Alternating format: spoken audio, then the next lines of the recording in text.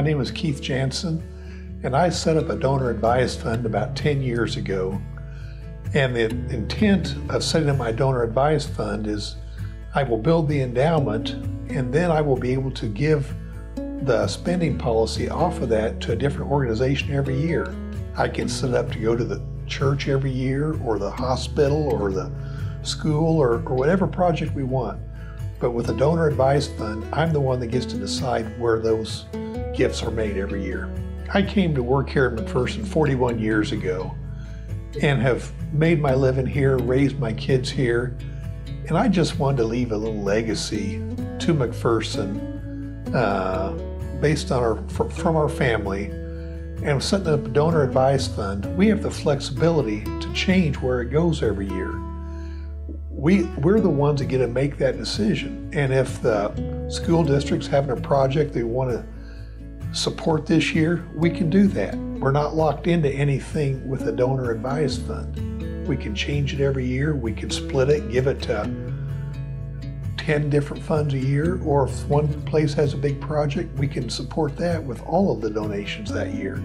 So that's the nice thing about having the donor advised fund. There's a huge amount of flexibility on where the gifts go every year.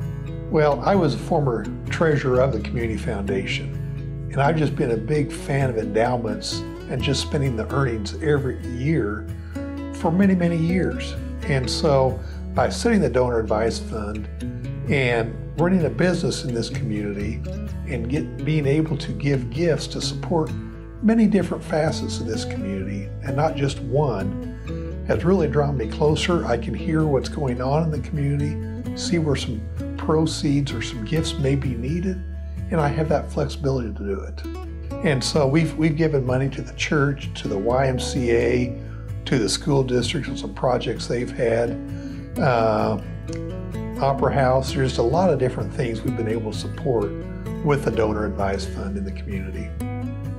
I'm a CPA by trade, and so I've always worked with certain clients to encourage the philanthropy, because some of them have just been very blessed, and if they can leave a little bit of that behind and leave the community in better position that they are without them.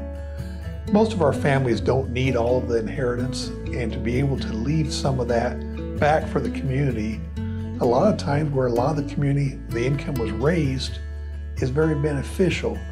And it gives a great feeling to be able to help the community by leaving something behind and knowing that legacy is going to be left behind after you're gone.